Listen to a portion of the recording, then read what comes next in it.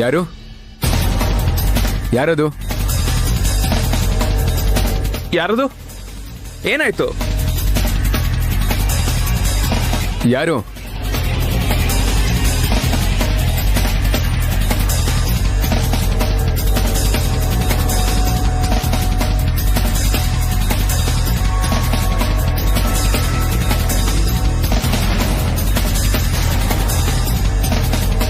ಏನಾಯ್ತು? ಯಾರು? ಯಾರದು? ಏನಾಯ್ತು?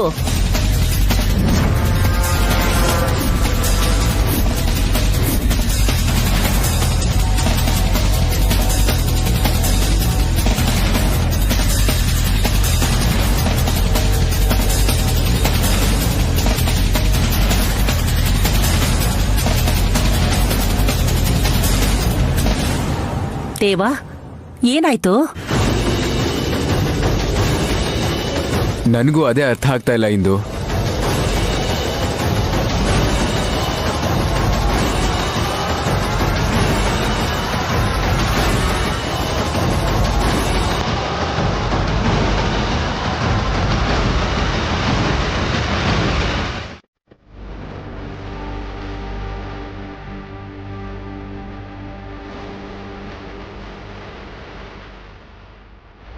ನಿನ್ ಕಣ್ಮುಂದೆ ಇರುವಾಗ ಬೇರೆ ನಿಜಾನ ಯಾಕೆ ಹುಡ್ಕೋಕ್ ಹೋಗ್ತೀಯ?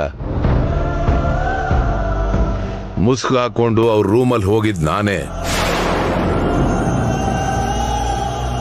ವೈದೇಹಿ ಹಿಡಿಯೋಕ್ ನೋಡಿದಾಗ ತಪ್ಪಿಸ್ಕೊಂಡವನು ನಾನೇ. ಈಗ ಸಿಕ್ಕಾಕೊಂಡಿರೋನು ನಾನೇ. ಇದೇ ನಿಜ. ನಿಜ.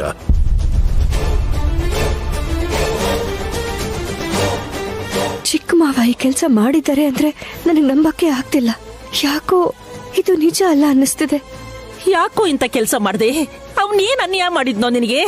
ಒಡ ಹುಟ್ಟಿದವನಾಗಿದ್ರು ಸ್ವಂತ ಮಗನ್ ತರ ನೋಡ್ಕೊಂಡಲ್ಲೋ ನಿನ್ನ. ಅವನಿಗೆ ಕೆಟ್ಟದ್ದು ಮಾಡ್ಬೇಕು ಅನ್ನೋ ಬುದ್ಧಿ ನಿನಗೆ ಯಾಕೋ ಬಂತು? ಇನ್ನೇನ್ ಮಾಡ್ಬೇಕು? ಇಬ್ಬರು ಮಕ್ಕಳಿಗೆ ಜನ್ಮ ಕೊಟ್ಟೆ. ದೊಡ್ಡವನಿಗೆ ಅಧಿಕಾರನ ಕೊಟ್ಬಿಟ್ಟೆ. ನನಗೆ ಬರೀ ಚಾಕರಿ ಮಾಡೋದು ಕೊಟ್ಟೆ.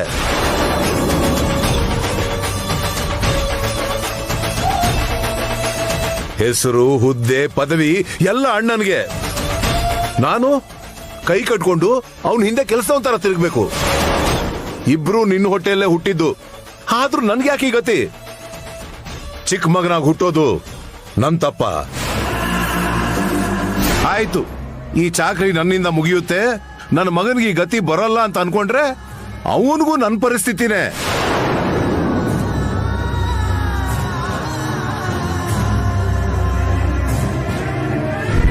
ಜವಾಬ್ದಾರಿ ನನ್ನ ಮಗನ್ ಕೊಟ್ಟಾಗೆ ಕೊಟ್ಟು ಮತ್ತೆ ದೇವಾಂಶ್ಗೆ ಕೊಟ್ಬಿಟ್ರಿ.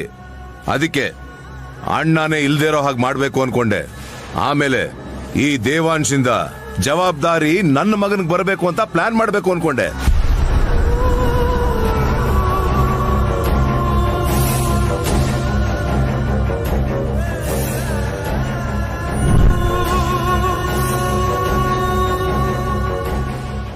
ಇಲ್ಲ ಚಿಕ್ಕಪ್ಪ, ನಿಮ್ ಮನ್ಸು ಆ ಥರ ಅಲ್ಲ. ನೀವ್ ಹೀಗೆಲ್ಲ ಯೋಚಿಸಲ್ಲ.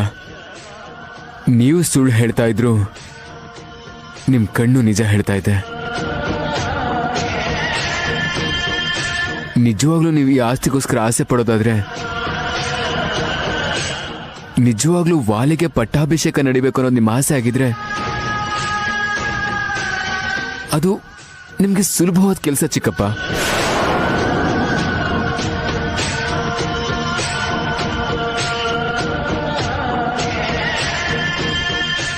ಅಪ್ಪ, ಯಾಕಪ್ಪ ಇಂಥ ಕೆಲಸ ಮಾಡ್ದೆ?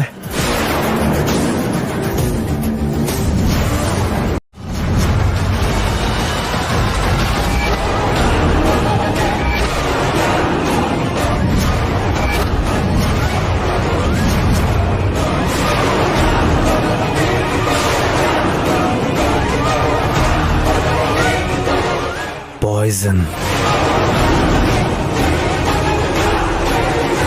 ಅಂದ್ರೆ ದೊಡ್ಡಪ್ಪಂಗೆ ವಿಷ ಹಾಕಿ ಸಾಯಿಸ್ಬೇಕು ಅನ್ಕೊಂಡ್ಯಾ?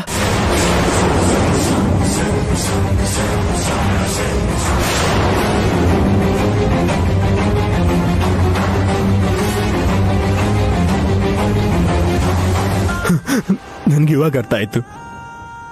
ಡಾಕ್ಟ್ರು ದೊಡ್ಡಪ್ಪನ ಬಾಡಿಯಲ್ಲಿ ಸ್ಲೋ ಪಾಯ್ಸನ್ ಇದೆ ಅಂದ್ರು. ಅದಿದೆ ಅಲ್ವಾ? ಮಾತಾಡಪ್ಪ.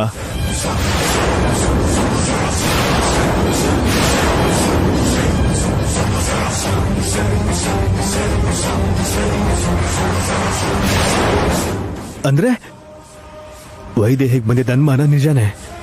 ದೊಡ್ಡಪ್ಪ ಡೈಲಿ ಹಾಲಿಗೆ ಬೆರೆಸ್ಕೊಂಡು ಕುಡಿತಾ ಇದ್ದಿದ್ದ ಪೌಡ್ರಲ್ಲಿ ಈ ವಿಷ ಹಾಕಿದೆ ಅಂತಾಯ್ತು.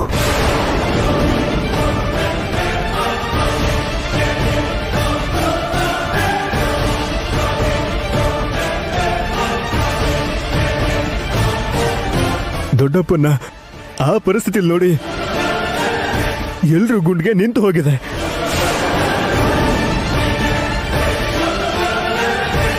ಅದಕ್ಕೆ ಕಾರಣ ನೀನೇ ಅಂತ ಗೊತ್ತಾದ್ಮೇಲೆ ನಿನ್ನ ಅಪ್ಪ ಅಂತ ಕರೆಯೋದಕ್ಕೆ ನನಗೆ ನನ್ನ ಮೇಲೇನೆ ಅಸಹ್ಯ ಆಗ್ತಾ ಇದೆ ಗೊತ್ತಾ. ನನಗೆ ನಿನ್ನ ಮುಖ ನೋಡೋಕೆ ಇಷ್ಟ ಆಗ್ತಿಲ್ಲ. ಇನ್ಸ್ಪೆಕ್ಟರ್, ಅರೆಸ್ಟ್ ಮಾಡಿ ಕರ್ಕೊಂಡು ಹೋಗಿ ಅವ್ರನ್ನ.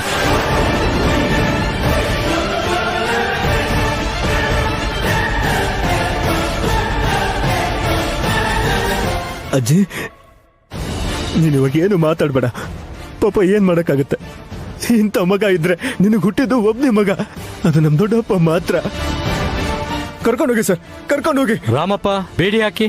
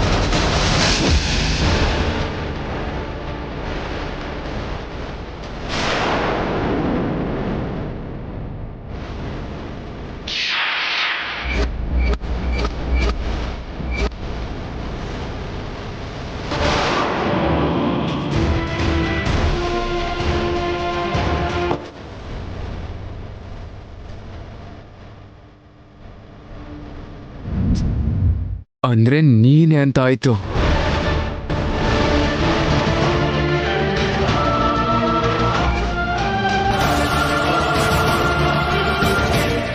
ನೀವು ಯಜಮಾನ್ರ ರೂಮಲ್ಲಿ ಏನ್ ಮಾಡ್ತಿದ್ದೀರಾ ಅಣ್ಣ? ಇಲ್ಲಿಗೆ ಯಾರು ಬರಬಾರ್ದು ಅಂತ ನಿಮ್ಗೆ ಗೊತ್ತಿಲ್ವಾ?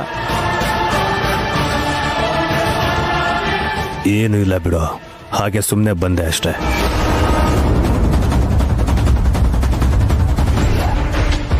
ಮಾಡದೇ ಇರೋ ತಪ್ಪನ್ನ ಚಿಕ್ಕಪ್ಪ ತಮ್ಮೇಲೆ ಹಾಕೊಂಡಾಗ್ಲೇ ಅದು ನೀನೆ ಅಂತ ನನ್ಗೆ ಅನುಮಾನ ಬಂದಿತ್ತು ಕಣೋ. ಆದ್ರೆ ಸಾಕ್ಷಿ ಬೇಕಲ್ವಾ? ಹೇಳು, ಯಾಕೆ ಹೀಗೆ ಮಾಡ್ದೆ?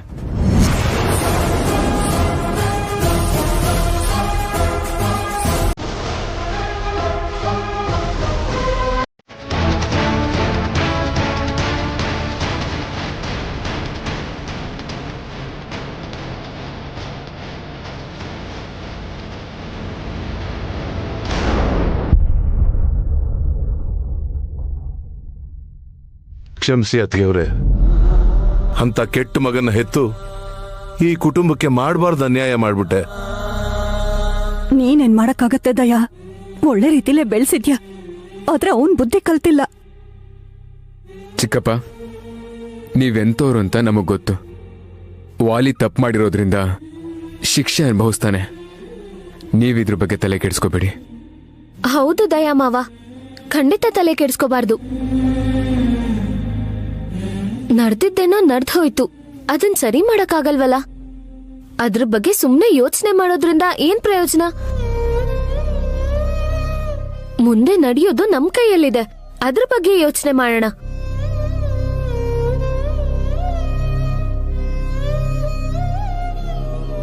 ಇವಳೊಬ್ಳು ಎಲ್ಲಾಗಿರೋ ಸಿಚುವೇಶನ್ ಏನು, ಇವಳು ಮಾತಾಡ್ತಿರೋದೇನು? ಅತ್ತೆ, ನಮ್ ಮಾವನ್ ಬಗ್ಗೆ ನೀವ್ ಯೋಚನೆ ಮಾಡೋ ಅವಶ್ಯಕತೆ ಇಲ್ಲ. ಅವ್ರು ಬೇಗ ಹುಷಾರಾಗಿ ನಮ್ ಜೊತೆ ಮಾತಾಡ್ತಾರೆ. ಈಗ ಮನೇಲಿರೋ ಕೆಟ್ಟದ್ ಹೊರಗೋಯ್ತು. ನಾಳೆಯಿಂದ ವ್ರತ ಮಾಡ್ತಿದೀವಿ. ಖುಷಿಯಾಗಿರ್ಬೇಕೇ ಹೊರತು ಬೇಜಾರ್ ಮಾಡ್ಕೊಂಡ್ರೆ ಏನ್ ಚೆನ್ನಾಗಿರುತ್ತೆ?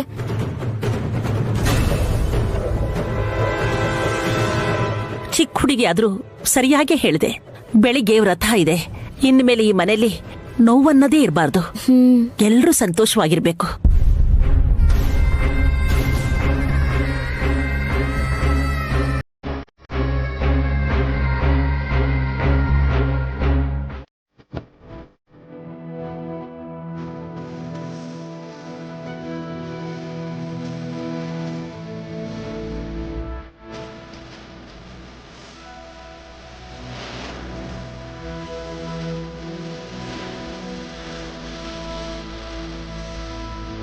ಅಮ್ಮವ್ರೆ, ಎಲ್ಲ ರೆಡಿ ಮಾಡಿ ಇಟ್ಟಿದ್ದೀನಿ. ನೀವು ಕರೆದಿರೋ ಗೆಸ್ಟ್ ಎಲ್ಲ ಬಂದ್ಮೇಲೆ ನೀವು ಪೂಜೆ ಶುರು ಮಾಡ್ಬೋದು ಅಮ್ಮವ್ರೆ. ನಮಸ್ತೆ. ಬನ್ನಿ ಬನ್ನಿ. ಚೆನ್ನಾಗಿದ್ದೀರಾ? ಹಾ, ಚೆನ್ನಾಗಿದ್ದೇನಮ್ಮ. ನಿಮ್ ಸೊಸೆ ಇಲ್ಲಿ ಕಾಣಿಸ್ತಿಲ್ವಲ್ಲ? ಬಂದ್ಬಿಡ್ತಾಳೆ. ಸರಿ, ನೀವು ಬನ್ನಿ, ಕೂತ್ಕೊಳ್ಳಿ. ಬನ್ನಿ ಬನ್ನಿ, ಇಲ್ಲಿ ಕೂತ್ಕೊಳ್ಳಿ.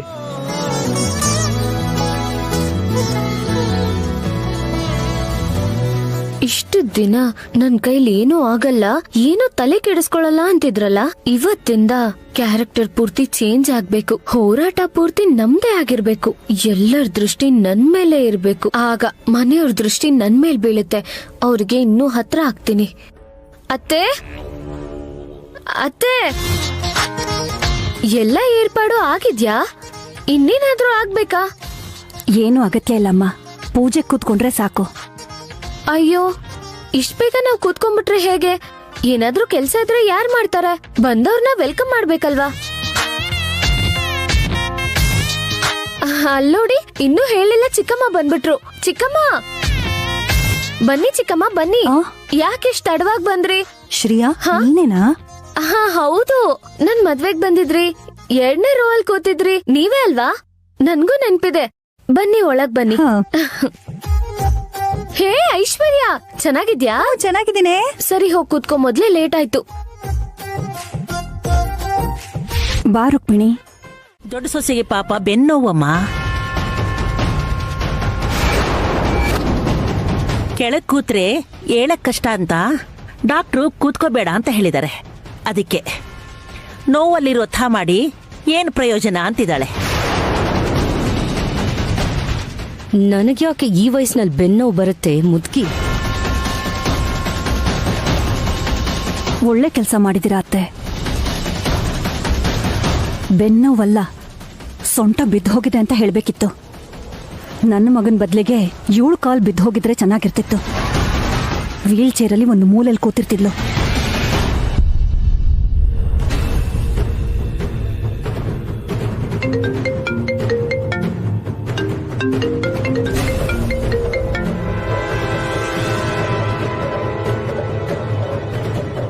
ಇವನೊಬ್ಬ ಎಲ್ಲ ಇದ್ದಾಗ್ಲೇ ಕಾಲ್ ಮಾಡ್ತಾನೆ.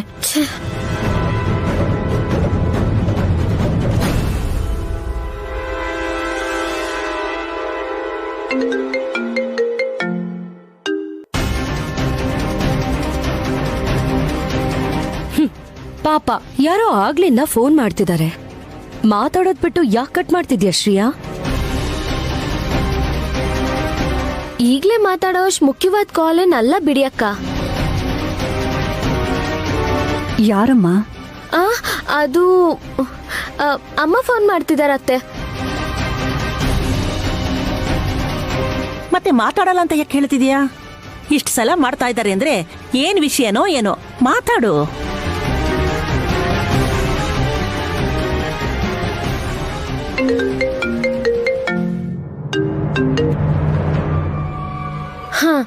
ಹಲೋ ಅಮ್ಮ. ಅಮ್ಮನಾ? ಓಹೋ, ಅರ್ಥ ಆಯ್ತು. ಪಕ್ಕದಲ್ಲಿ ನಿಮ್ಮ ಮನೆಯವರಿದ್ದಾರೆ ಅನ್ಸುತ್ತೆ. ನಾನು ಹೇಳೋದನ್ನ ಸರಿಯಾಗಿ ಕೇಳಿಸ್ಕೊ ಸಾಕು. ಅಮ್ಮನೇ ಅತ್ತೆ, ವ್ರತ ಹೇಗ್ ನಡೀತಿದೆ ಅಂತ ಕೇಳ್ತಿದ್ದಾರೆ. ಹಾ, ಚೆನ್ನಾಗೇ ನಡೀತಿದೆ ಅಮ್ಮ. ಇಲ್ಲೂ ಕೂಡ ಎಲ್ಲ ಸರಿಯಾಗಿ ನಡೀತಾ ಇದೆ. ಆಲ್ಬಮ್ ಸಾಂಗ್ಗೆ ನಾನೇ ಮ್ಯಾನೇಜರ್ ಆಗಿ ಸೆಲೆಕ್ಟ್ ಆಗಿದ್ದೀನಿ. ನೀನೇ ಲೀಡು. ಅದೇನಿಲ್ಲ, ಚಿಕ್ಕದಾಗ ಒಂದು ಲುಕ್ ಟೆಸ್ಟ್ ಇದೆ. ಒಂದ್ ಅರ್ಧ ಗಂಟೆ ಆಫೀಸಿಗೆ ಬಂದು ಹೋದ್ರೆ ಸಾಕಷ್ಟೇ.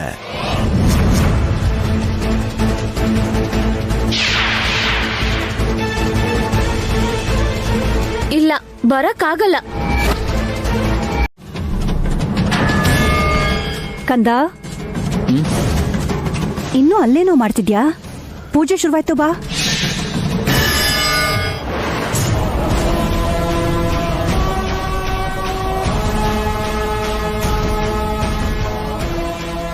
ಬರ್ತಾ ಇದ್ದೀನಮ್ಮ.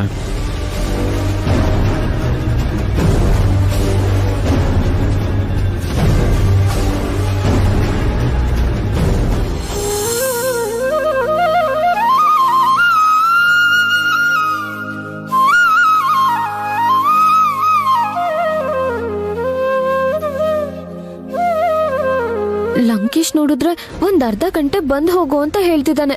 ಹೋಗ್ಲಾ ಬೇಡ್ವಾ?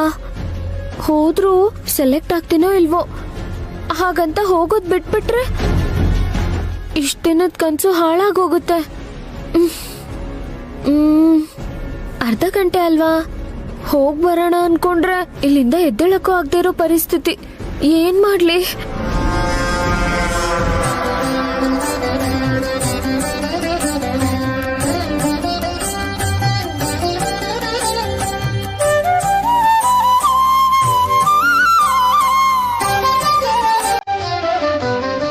ಕೌಸಲ್ಯ, ಆ ಸೀರೆ ನಿನ್ ಚಿಕ್ಕ ಸೊಸೆ ಕೊಡು.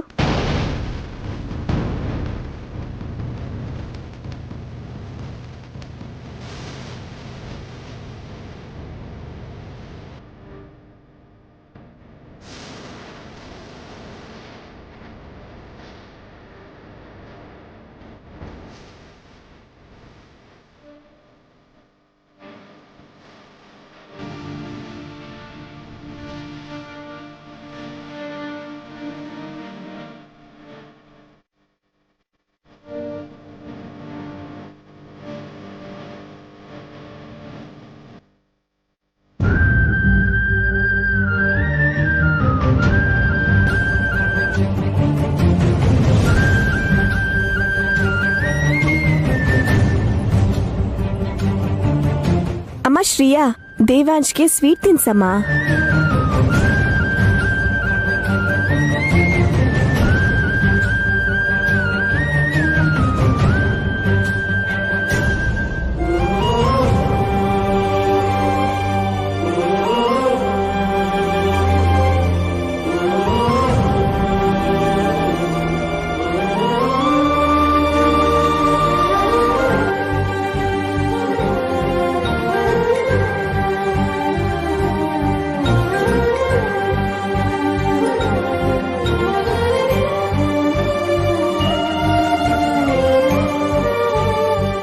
ಬೇಡ.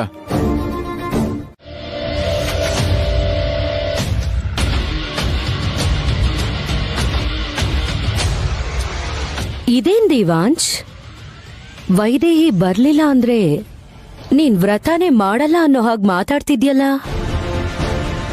ಅಂದ್ರೆ ಅವಳು ಕೂಡ ವ್ರತ ಮಾಡ್ತಿದ್ದಾಳಲ್ಲ, ಅವಳು ಯಾಕೆ ಬರಲ್ಲ ಅಂತ ಕೇಳಿದೆ. ಇದೇನಿದು? ಈ ವ್ರತ ಮದ್ವೆ ಆದವರೇ ಮಾಡ್ಬೇಕಲ್ವಾ? ಏನ್ ವೈದೇಹಿ, ನೀನು ವ್ರತ ಮಾಡ್ತಿದ್ಯಾ?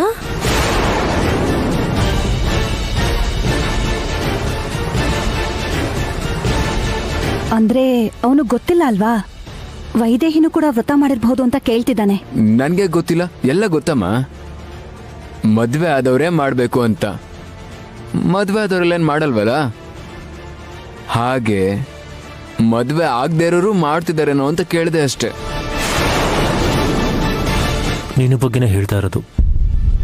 ಗೊತ್ತು, ಸುತ್ತಿ ಬಳಸಿ ನನ್ನ ಹತ್ರನೇ ಬರುತ್ತಲ್ಲ. ಅಷ್ಟಕ್ಕೂ ಇವನ್ ಯಾಕೆ ವ್ರತ ಮಾಡ್ತಿದ್ದಾನೆ? ವೈದೇಹಿ ದೇವಸ್ಥಾನಕ್ಕೆ ಬರಲ್ಲ ಅಂದಿದ್ದಕ್ಕೆ ಇವನ್ ಯಾಕೆ ಅಷ್ಟು ಗಾಬರಿ ಮಾಡ್ಕೋತಿದ್ದಾನೆ? ಇಷ್ಟರಲ್ಲೇ ಎಲ್ಲ ತಿಳ್ಕೊತೀನಿರು. ವ್ರತ ಮಾಡ್ದಿದ್ರೇನಾಯ್ತು, ಸುಮ್ನೆ ಜೊತೆಗ್ ಬರ್ತಾಳೆ. ಹೌದು ವೈದೇಹಿ, ಅತ್ಗೆ ಹೇಳಿದ ಮಾತಿಗೆಲ್ಲ ನಿನ್ನೇನ್ ತಲೆ ಕೆಡ್ಸ್ಕೊಳಕ್ ಹೋಗ್ಬೇಡ. ನೀನ್ ಆರಾಮಾಗಿ ದೇವಸ್ಥಾನಕ್ಕೆ ಬಾ.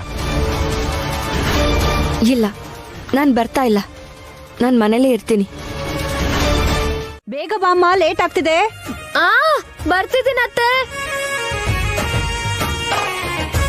ಯಾಕಮ್ಮ ಇನ್ನೂ ರೆಡಿ ಆಗಿಲ್ಲ? ಬೇಗ ಹೋಗಿ ರೆಡಿ ಆಗು.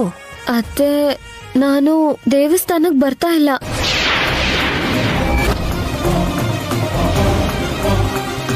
ದೇವಸ್ಥಾನಕ್ಕೆ ಬರ್ತಿಲ್ವಾ?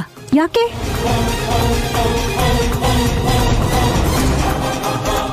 ನೀನ್ ದೇವಸ್ಥಾನಕ್ ಬರ್ದೇ ಇದ್ರೆ ವ್ರತ ಹೇಗ್ ಮುಗೀತೆ?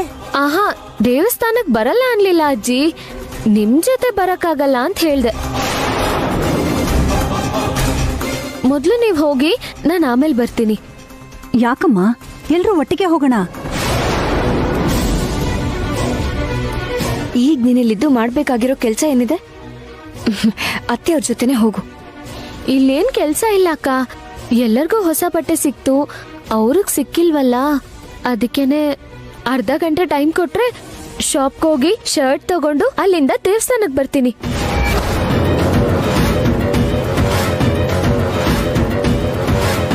ಒಂದ್ ಅರ್ಧ ಗಂಟೆ ಅತ್ತೆ. ಈ ವ್ರತಕ್ಕೋಸ್ಕರ ಅವ್ರಿಗೆ ಗಿಫ್ಟ್ ಕೊಡೋಣ ಅಂತಿದ್ದೀನಿ. ಪ್ಲೀಸ್.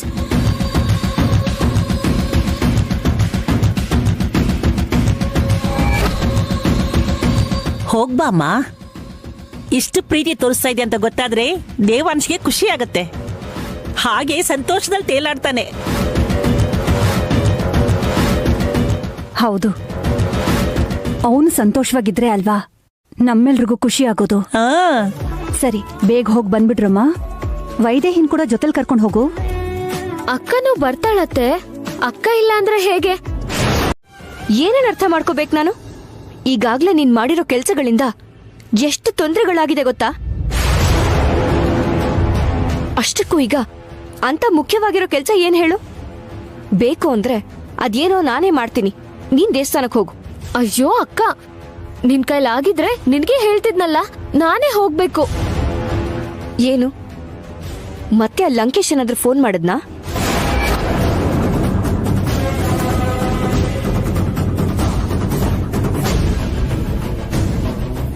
ಬೇಡ ಶ್ರೀಯಾ, ಆಮೇಲೆ ಅಪ್ಪಂಗೆ ಹೇಳ್ಬಿಡ್ತೀನಿ, ನೋಡ್ತಾ ಇರು. ಹೇಳು. ಆಗ ದೇವಸ್ಥಾನಕ್ಕೆ ಹೋಗೋದನ್ನೇ ಮರ್ತು ಹೋಗ್ತೀನಿ. ತಾಳಿ ಕಟ್ಟಿದ್ ನನಗಲ್ಲ, ನಿನಗೆ ಅಂತಾನೆ ಹೇಳ್ಬಿಡ್ತೀನಿ.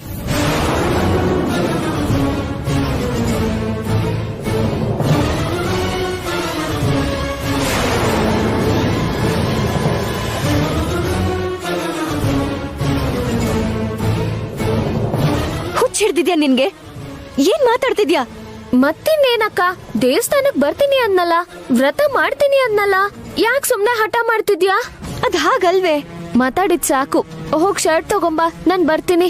ತಗೋ ಅಕ್ಕ.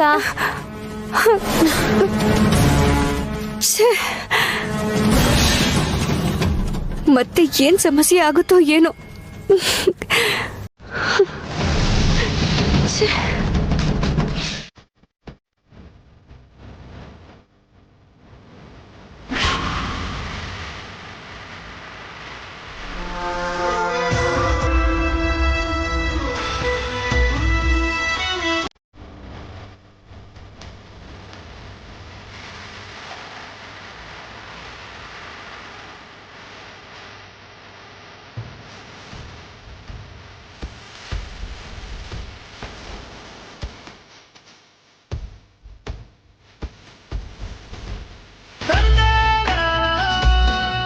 ಹೌದು, ವೈದೇಹಿನೇ. ಅಲ್ಯಾಕ್ ನಿಂತ್ಕೊಂಡಿದ್ದಾಳೆ? ಕೇಳೋಣ ಬನ್ನಿ. ಒಂದ್ ನಿಮಿಷ ಇರಿಯತ್ತೆ. ನಮಗೋಸ್ಕರ ಬಂದಿದ್ರೆ ನಮ್ ಹತ್ರ ಬರ್ತಿದ್ಲು. ಅವಳು ಯಾರಿಗೋಸ್ಕರ ಬಂದಿದ್ದಾಳೋ ಏನೋ. ಇನ್ಯಾರಿಗೋಸ್ಕರ ಬರ್ತಾಳೆ ನಿನ್ ತಲೆ? ಶ್ರೀಯಾ ವೈದೇಹಿ ಒಟ್ಟಿಗೆ ಬಂದಿರ್ತಾರೆ. ಇಲ್ಲಿ ನಾವ್ ಹೇಗೆ ಅವ್ರು ಕಾಯ್ತಾ ಇದೀವೋ, ಅವರು ನಮಗೋಸ್ಕರ ಅಲ್ಲಿ ಕಾಯ್ತಿರ್ಬಹುದೇನೋ. ಹಾಗಾದ್ರೆ ಶ್ರೀಯಾ ಎಲ್ಲಿ?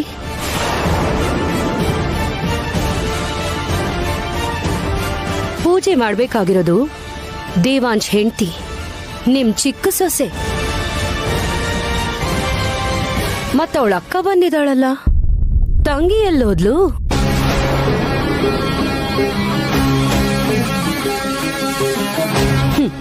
ನೀವಿಲ್ಲೇ ಇರಿ, ನಾನ್ ಹೋಗಿ ತಿಳ್ಕೊಂಡ್ ಬರ್ತೀನಿ.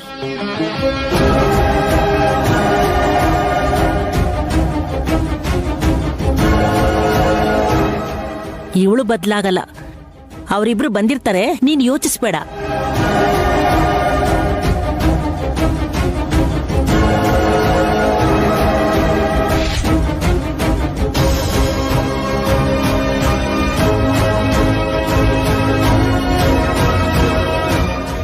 ನೀನೇನ್ ಮಾಡ್ತಿದ್ಯಾ ಇಲ್ಲಿ?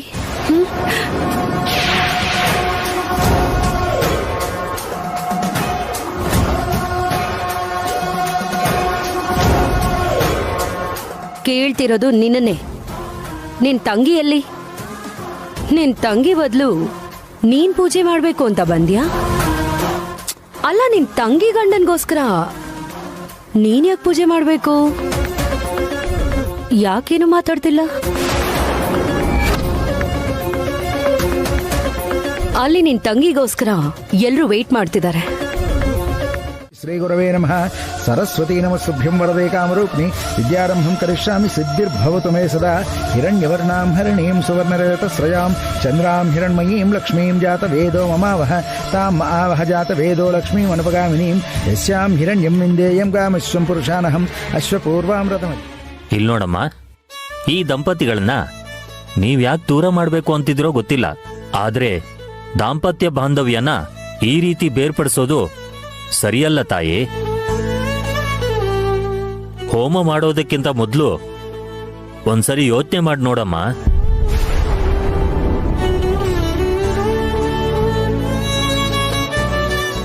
ಮಾಡ್ತಿರೋದು ತಪ್ಪೆ ಪುರೋಹಿತ್ರೆ, ನನಗ್ ಗೊತ್ತಿದೆ. ಆದ್ರೆ ಬೇರೆ ದಾರಿ ಇಲ್ಲ. ಇದನ್ನೀಗ ಮಾಡ್ಲೇಬೇಕು ನಾವು. ಸರಿನಮ್ಮ, ನಾನ್ ಹೇಳ್ಬೇಕಾದ್ದು ಹೇಳ್ದೆ. ಇನ್ ನಿಮ್ಮಿಷ್ಟ. ಶುರು ಮಾಡ್ತಾ ಇದ್ದೀನಿ.